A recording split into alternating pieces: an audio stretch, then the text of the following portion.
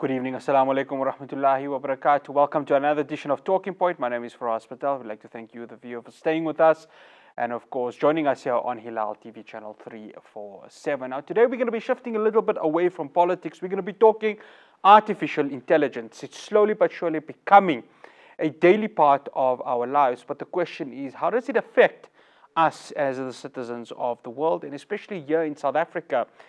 Where are we in terms of the developing world embracing AI? We see it used quite a lot in the developed world. There is some resistance to it, but we see that it is rapidly starting to make its mark. So we decided to bring a distinguished gentleman who knows quite a lot about it. And we had spoken last year during a BRICS business forum about artificial intelligence. And now is the right time to bring him, of course, with Elon Musk set to announce his Neuralink project, which is set to take place in the US and Europe. Now, he goes under a number of different titles. He is the head of marketing and business development for Medical Device South Africa and Handel Street Automotive. But today, we're going to be talking to him as a futurist. And believe it or not, his initials are actually AI. Who would have thought? Assalamu alaikum wa rahmatullahi wa barakatuh. ASHRAF, Jazakallah so much for joining us. Wa alaikum salam wa rahmatullahi wa barakatuh. Thanks for having me, Faraz, and thank you to the viewers for having me as well. No, It's interesting. Yeah. It's interesting that you talk about AI and my name. Yeah. Because we know you're human. We definitely know you're human, ASHRAF. So alhamdulillah. I mean, that's a good thing.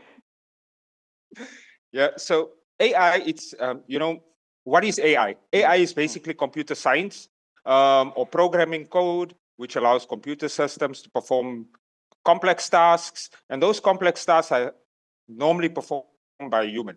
So three processes of systems being reasoning, decision-making, and problem-solving. These are the key tasks or key bases of AI. In today's modern world, AI is best described as a wide range of technologies that power many of the services, machines, and goods we use every day. So stuff you would see normally in retail, or when you're watching Netflix and a recommendation comes up. These are some of the things that AI is used for. We also have chatbots in customer support, which provide real-time support.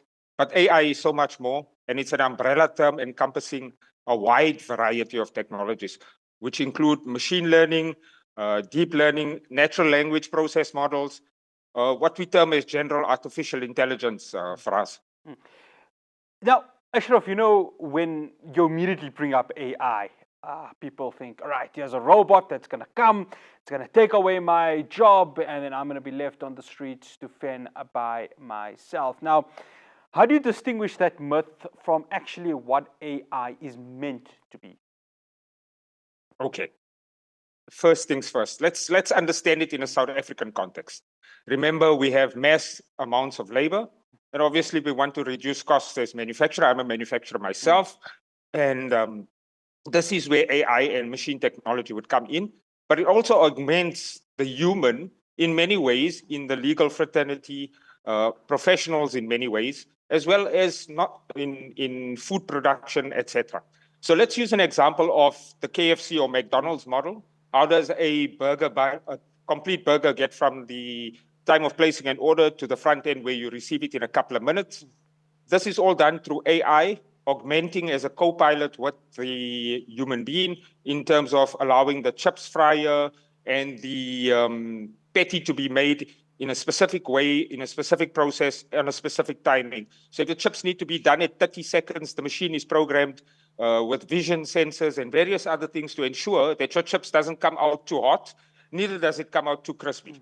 These are just some of the examples. So human beings should not be afraid that AI is going to take their jobs or robots are going to take their jobs. To a certain extent, certain jobs will become obsolete, but those people will be upskilled and trained to move on to higher paying or higher earning jobs. Yeah, ASHRAF, you always get these Hollywood movies or, these different documentaries that show, these robots going ahead and taking over the world and making humans obsolete. And I guess, that's the whole drama that comes with all of this. But You know, you've mentioned something over there that it's important that humans get a definitive understanding of what artificial intelligence is, because, you know, when I go onto Google Images, you type artificial intelligence, you've got this robot smiling, but this robot could also be taking away humans' work. So it's important, isn't it, to really have that distinguishment in terms of what AI is and its role within the modern world that we are right now. Look, for us, I'm going to put it to you this way. AI is definitely a co-pilot. And remember, not just from a marketing perspective, AI plays a very important part in terms of sales. Anyone in sales will tell you that AI on the retail sector and also from a digital marketing perspective plays a very important part, because we're now able to generate voice without an actor or without a necessary human voice. We can clone the voice, and you've probably seen this in the last 2 or 3 days, where Joe Biden's voice was used, and he was actually face swapped, and the world was in uproar over it, or the US Congress was in uproar over it, where AI was used for a very different form of what it should be used for. So AI ethics is very important as well. ASHRAF, we're in the time now, and you mentioned obviously, you know, the fact that you can voice swap, you can face swap. So this gives, you know, the hackers that we still have around, you know, obviously 23 years ago, you know, they were introduced a whole new revolution, the Y2K. But now they've, obviously with 2 decades after that, you know, there's been a whole revolution. So this like offers your supposed hackers a real opportunity to go ahead and try something even more different. Look, cybersecurity is going to play a very important part. Cloud technologies, and this is where cloud technology, cybersecurity, and various other facets of computer science come into play. But in the basic understanding of AI, if you understand your brain and how it's created, the neurons in your brain that fire, that allow you to think, AI operates the same way, but it's computer code linked in a specific network that allows the computer to hallucinate or to get an understanding of the environment using vision systems and using sensors. This is a very high level type of AI. And there are 4 types of AI, and I'll give you the examples of them. So you get reactive machines. Reactive machines are the most basic type of artificial intelligence. These machines don't possess any knowledge of prior events. So example, a coffee making machine. It would use a certain amount of artificial intelligence in the programming of the code to produce your coffee. That doesn't mean prior to that you wanted a cappuccino. It's going to remember that you wanted a cappuccino, but you walked up to the machine now and you want a mochaccino, as an example. Then you've got limited memory machines that maintain memory. And these machines have an understanding of past events. They can interact more with the world than the reactive machines. And the forms of limited memory machines would be self-driving vehicles, which we spoke about at the BRICS. They understand road signs, they observe approaching vehicles and can automatically adjust their speed. But limited memory machines also don't have a complete understanding of the world. Then we have the theory of mind machines, or TOM machines, which we call advanced robotics, which you were referring to now. They possess the theory of mind and represent an early form of artificial general intelligence. And what do we mean by this? They're able to create representations of the world, and they would also have an understanding of other entities that exist in the world. So example, Faraz Patel, you would be able to create a AI, and you've probably seen this on our BRICS presentation we did as Medical Device SA, where we used AI presenters right through our presentations, and no human presenter was used, combined with AI voiceovers, which we created specifically for BRICS and various other events like the Dubai World Expo, and some of them which we did. ASHRAF, one final question before we close off this segment. You mentioned, of course, you know, you've got certain of the AI facilities that work in the present. I want to ask about the future. I read a short story by a well-known author called Philip K. Dick, who, you know, specializes, I'd like to call him a futurist like yourself also, where he spoke about the prediction of crime. Now, are we at a point where AI can have even if it's a 5 to 10 second prediction of the future, And if so, what is the level of fear that we need to have as humans? Look, I'm going to say this to you. Crime will always have crime, whether it's in the cyber world, and we've known this with cryptography, where people have lost their wallets and their bitcoins were stolen and various other things. You know, you got to take the necessary precautions. And this is why we have AI ethics. There's a gentleman called Dave Burrs, which I study under online, and he's started the AI ethics committee, and it's a global initiative for usage of AI and the ethics behind usage of AI, so that we don't sit with a situation globally where crimes can be committed and people haven't committed them. In the same token, hackers, as we were discussing, would also be committing crimes in the cyber world. With Facebook and various other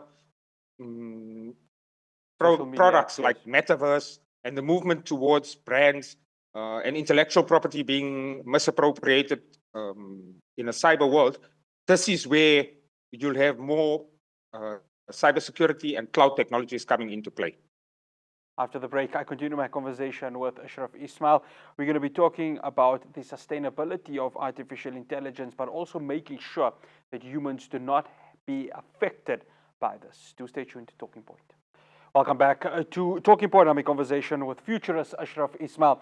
ASHRAF, let's talk about your research with regards to AI, because when I spoke to you, of course, you gave such an extensive, detailed analysis of it, and you only gave about, let's say, 30 to 40%. But of course, what your futurist kept on. Talk to us about your research with regards to it and its role within the future. Look, AI is going to play a very important part as a human co-pilot, but also in the systems we use across industries. And I know we're in a very difficult time in the world, and I'll use a drone system which uses advanced robotics and AI in a very specific way. So if you look at the Russian drone that was used in an attack on a Ukrainian tank, which was a German Leopard tank, the drone has a loiter munitions system. That means the drone is able to hover around for a long length of time, identify its target, and take its target out either with a fire and forget missile or be a suicide drone and taking the tank out. This means it's able to identify and to visualize its target. We've never seen that before in the world. And this is where advanced robotics comes in. They use STOM models, or what we call is a Bayesian model, where the AI is able to visualize or give birth, or as we would say, you know, as you give birth or you give life to something. This is what this particular theory of mind machines happen to do. But they're still very much controlled by human beings for us.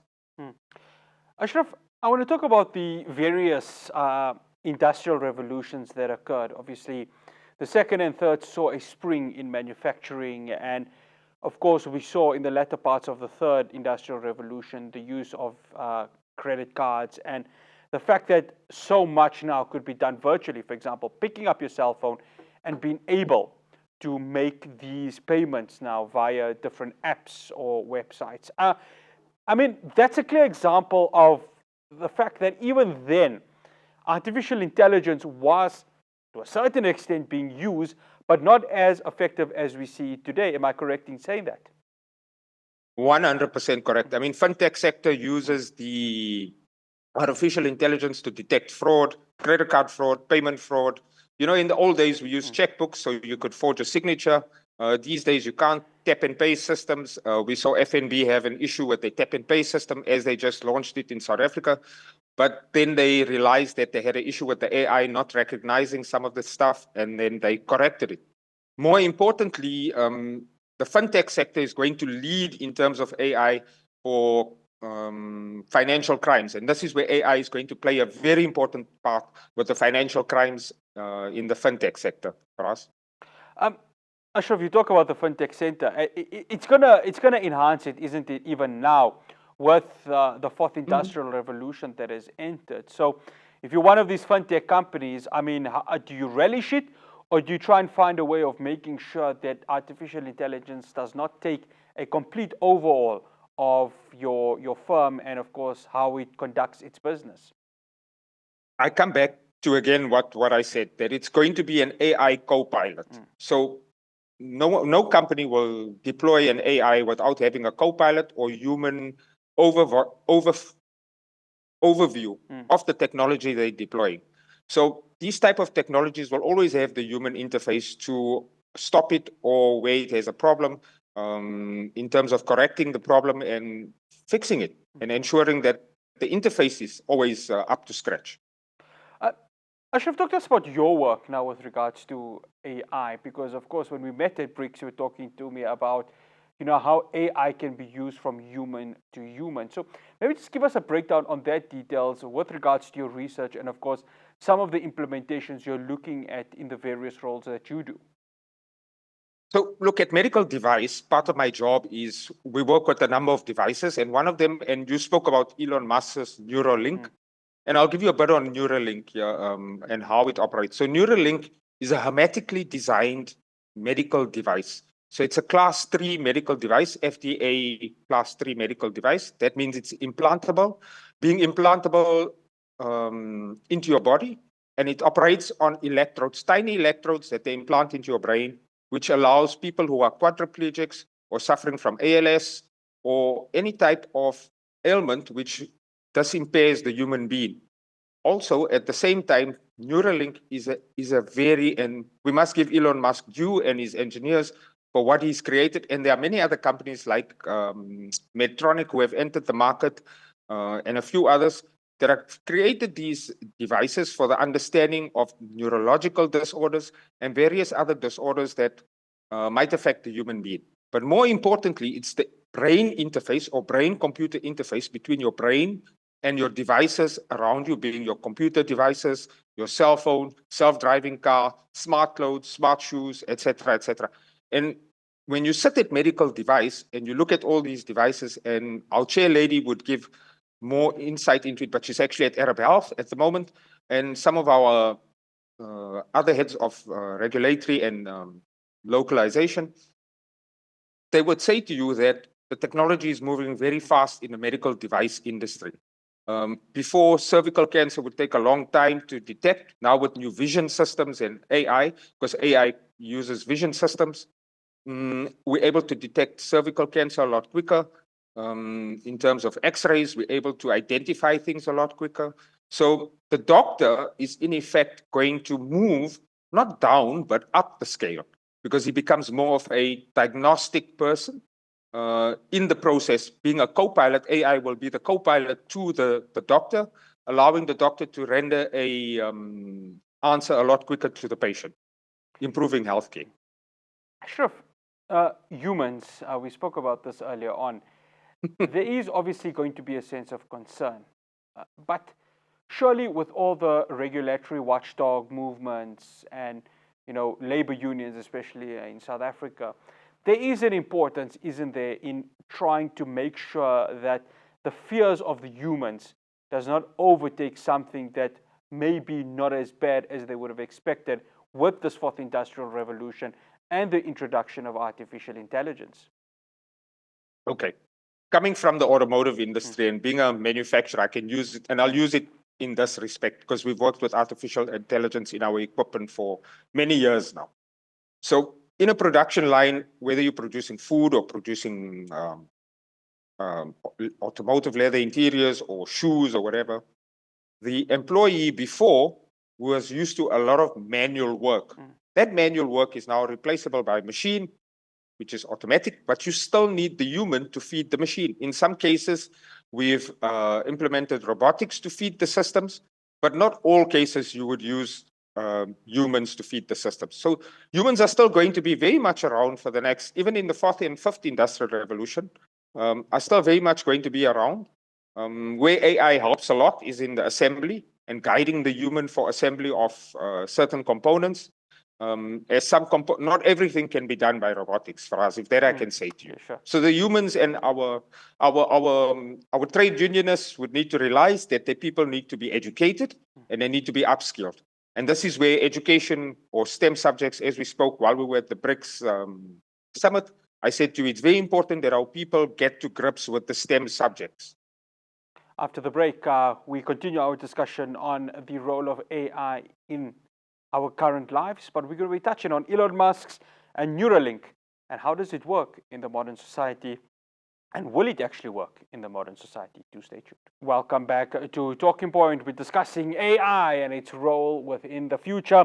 And one person, of course, who has embraced AI on many fronts is none other than Elon Musk. Of course, he purchased Twitter, renamed it X. He has Tesla with electric vehicles, which may be the mode for the future with the moving away of fossil fuels. Of course, he wants to create space travel for people to travel to the moon and other planets, and now he's moving on to Neuralink. ASHRAF, he truly is what you would call a futurist, but a futurist on maybe a different level. You know, when we talk of Neuralink, and we have to understand where Elon comes from. He comes from the automotive industry as well, in the development of the self-driving car. So Neuralink is very much linked to its X1 robot that installs the Neuralink system into the, or implants the system into the brain. And, you know, I'll give you from some of the notes that I made while studying this, and I had to go pull out my notes again, is that it records neural activity through 1,024 electrodes distributed across 64 threads. Highly flexible, ultra-thin threads, thinner than, or as thick as your hair on your head for us. I don't have hair on my head, so can't really, but you know. Look, my hair is not as thick as it was before, so you're not alone, Ashraf. Don't worry about that, yes. You know, sure, so do carry on, yeah. We have to understand this thing. So here's a robot that implants an electrode into your brain that has to record your neurological activity, but at the same time, it stimulates your brain as a quadriplegic to allow you to have control over your limbs. And if you're unable to have control over your limbs, they provide an exoskeleton linked to an app which allows it to translate what your brain is doing and to communicate with the world and how you perceive the world. The same with someone like that is blind or deaf. And it's philanthropy work. Most of what Elon is doing is philanthropy work or good work. You know, all our products from the automotive industry, and the automotive industry is known for this, for the improvement of people's life. Now, when we want to improve your life, that means your car, your home, everything. And we spoke of this in depth off the camera at BRICS. And I'm glad we're having this conversation today. What Elon is saying is basically, it's that it augments the human cognition functions. That means it enhances memory, it enhances learning, your decision making by directly interfacing with your brain. So it's actually upgrading the human being to perform a task that allows you to imagine here you have a person that goes into war, and we have many wars being fought all over the world. And this commander comes back because he's lost movement in his legs or in his arms because he was caught in a crossfire or something, or even a female, or they were born with ALS. And here you give birth to where you see the person walking after having this Neuralink implanted into their brain. The amount of joy that you get out of seeing someone else being able to do these things is what drives someone like Elon or myself, because the potential applications of Neuralink and other companies developing this type of technology is immense for the human being in improving the human being's life, if I can put it that way. Ashraf, there has to be pros and cons to this, isn't it? Because not everyone's going to welcome this, because when I first heard of Neuralink, I'm thinking, oh my word, there's going to be a extraction of your brain and some sort of a computer brain that is put in there. Shows, of course, my lack of ignorance of maybe understanding Neuralink before I read about it, and of course, your explanation of it. He's going to face challenges, won't he, with regards to this, because not everyone's going to welcome this over here, given that they may look at it from a cons perspective, from a negative perspective. Okay, Neuralink uses AI as well, because it's built into the systems in understanding the cognitive behavior of the human being. A lot of, and you saw Elon as well come out and say AI is dangerous. And that's why you have an AI ethics development globally. But at the same time, for the human being specifically, and I would say globally, it is for the improvement of life.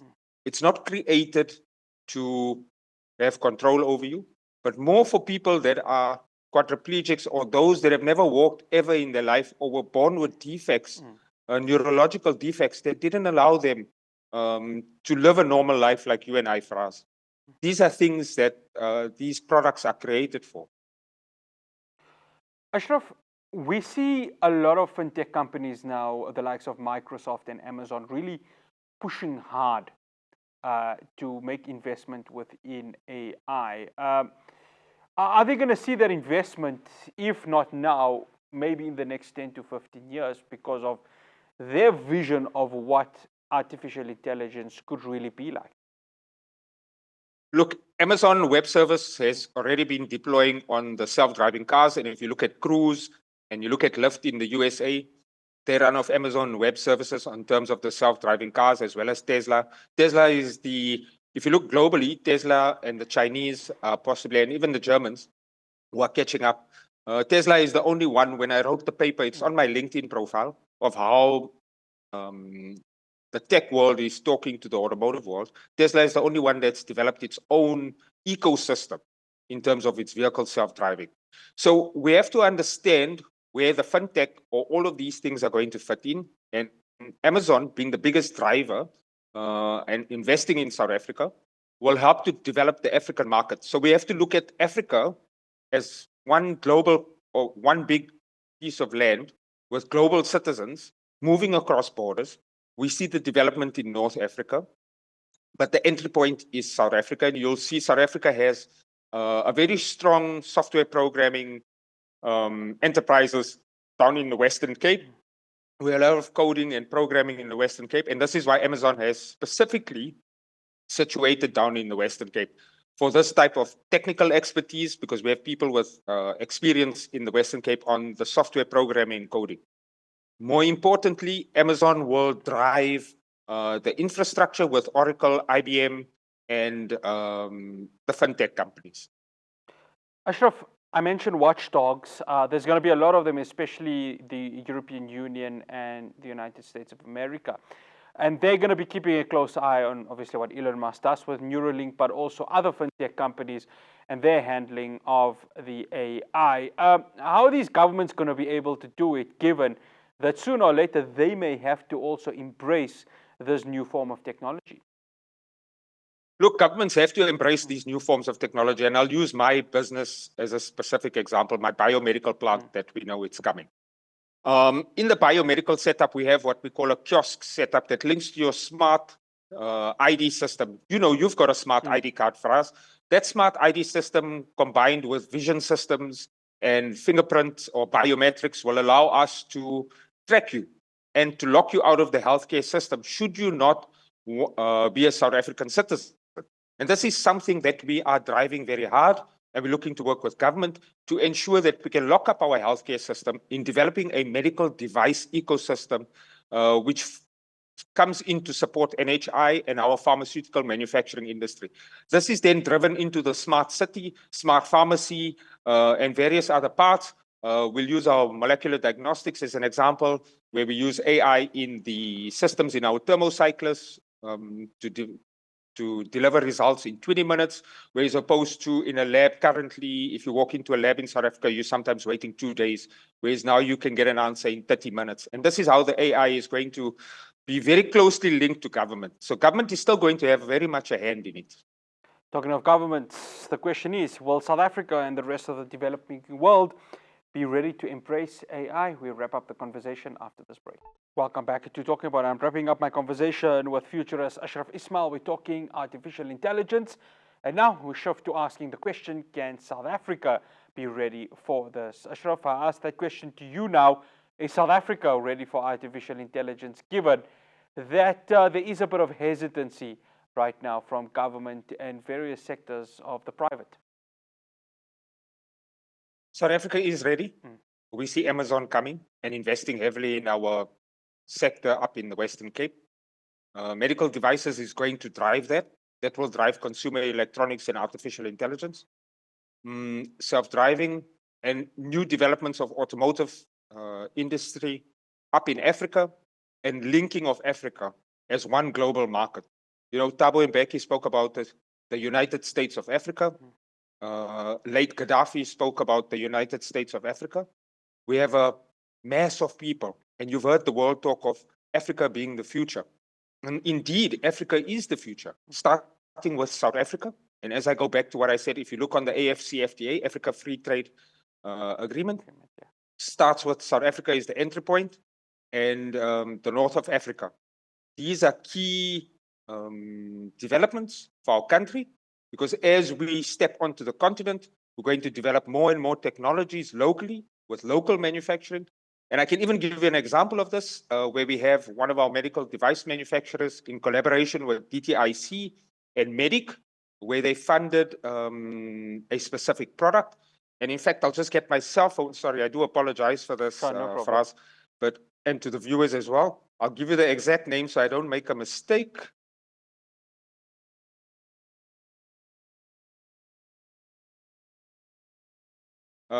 DTIC and Medic funded to produce Africa's first needle-free valve called Viva Sight. Right. Needle-free, you mentioned. It's needle-free. Needle-free. Right. But how does this work? Now you have Ashraf, if you can break it down for us, please. So now you have to understand this, what these machines are going to do and what these products are going to do. As a human being, traditionally a doctor, you would see a doctor with a syringe, inserting the syringe into you, and you'd have a certain amount of discomfort and pain.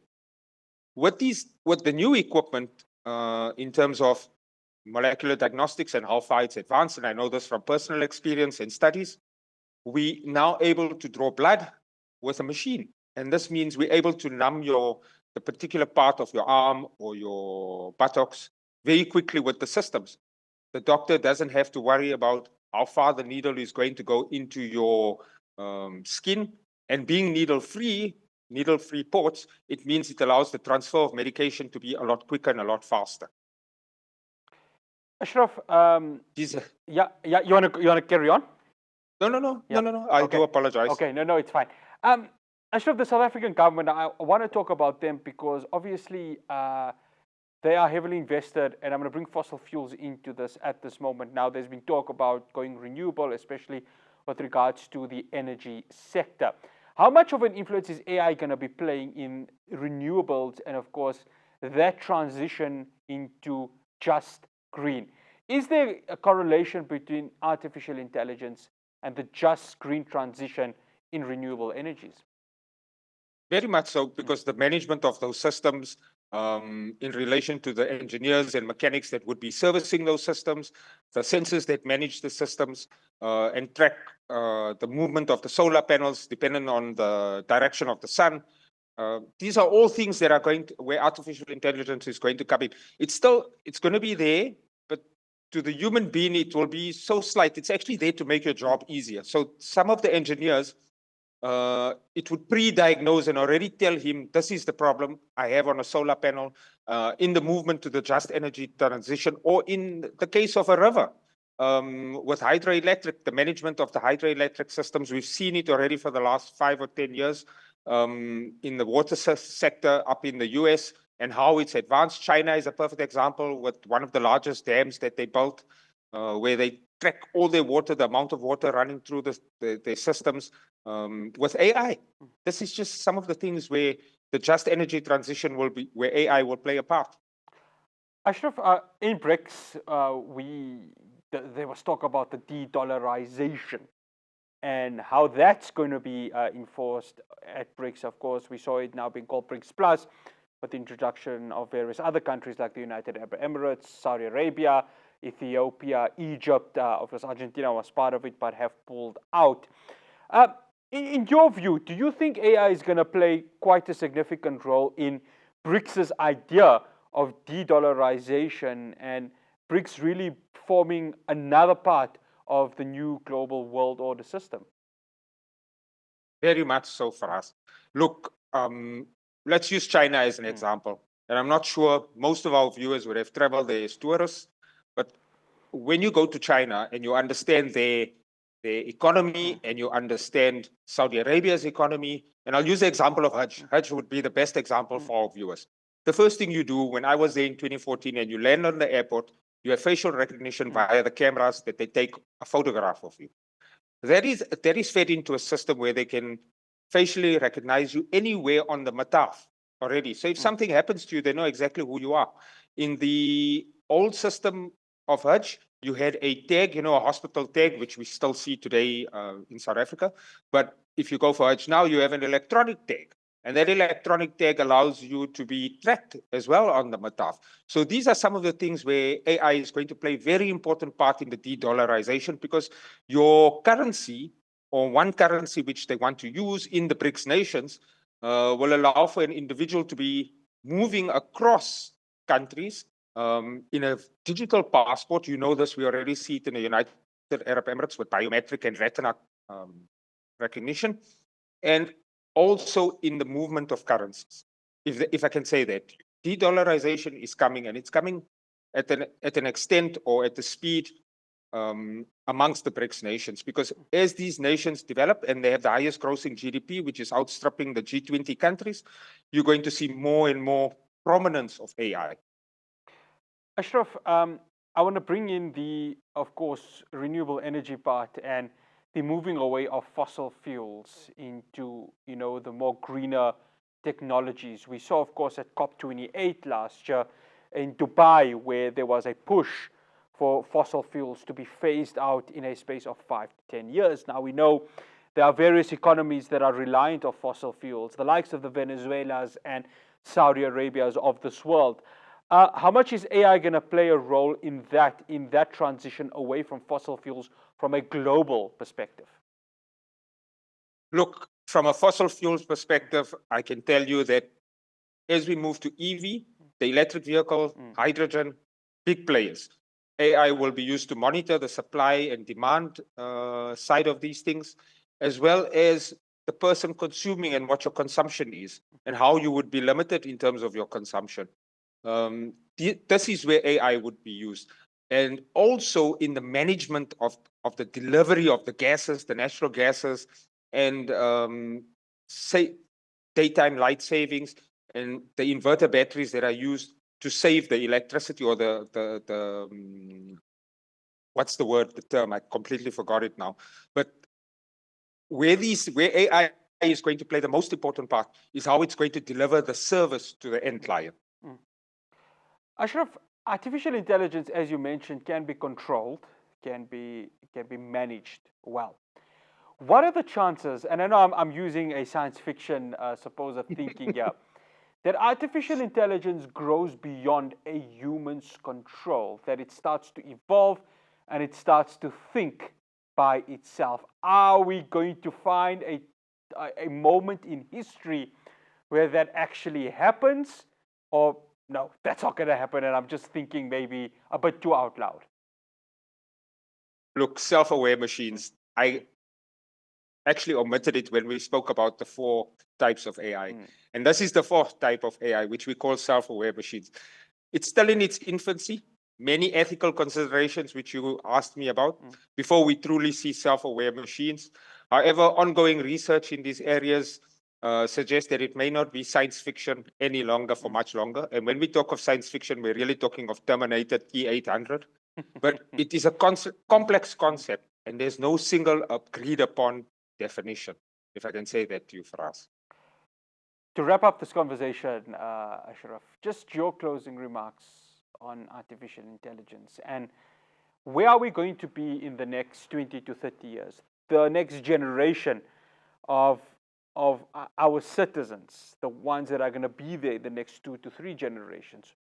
How much is artificial intelligence going to grow and change the way we see the world? Look, I will put it in this perspective, Faraz, that we're going to see the human being is going to have to be financially viable to travel to a country. Because remember, on a landmass like Africa, we have masses of foreigners traveling not just to South Africa, but into other countries. You have to be financially viable to travel to a country. You have to be physically viable to travel to that country in every facet of life. And this is where AI will play a very important part in knowing what your split down economic report is, what your earning potential is, where your house is, whether you are a citizen of a country or not. So if you commit a crime, and we spoke about crime earlier, are we able to pick you up via voice recognition, facial recognition, text recognition, your patterns, your types of foods you would be selective on, and these type of things is where AI would come in, not just in control of the human being, but in bringing safety to human beings across the continent of Africa. Ashraf, And in 20 years' time, I please. hope to be still alive. Inshallah, inshallah. To share us more of that wisdom. Yeah. Inshallah. So, you know, yeah, please do I continue. hope to Ashraf. still be alive to experience it. Yeah. I would love to experience it. Yeah, no, definitely. Interesting to see how that will be in the next 20 years' time. Ashraf, Jazakallah so much for making the time for us. Always a pleasure in sharing your knowledge and wisdom with regards to artificial intelligence. Thank you, Faraz, and thanks for inviting me to talk, and thank you to the viewers as well for their time. No, it's an absolute pleasure. Assalamu alaikum wa rahmatullahi wa barakatuh. Wa alaikum assalam wa rahmatullahi wa barakatuh. That's ASHRAF Ismail, futurist. Yeah, interesting times we are living in with regards to artificial intelligence. The world keeps moving, the world keeps evolving. The question is, how do we now deal with the current technology that has been handed over to us? That's all we have for you here from Talking Point. Next week, I'll be at the State of the Nation address, so Talking Point will resume the following week after. From myself, Faraz Patel, and the rest of the team here in the Johannesburg studio, Assalamu alaikum wa rahmatullahi wa barakatuh.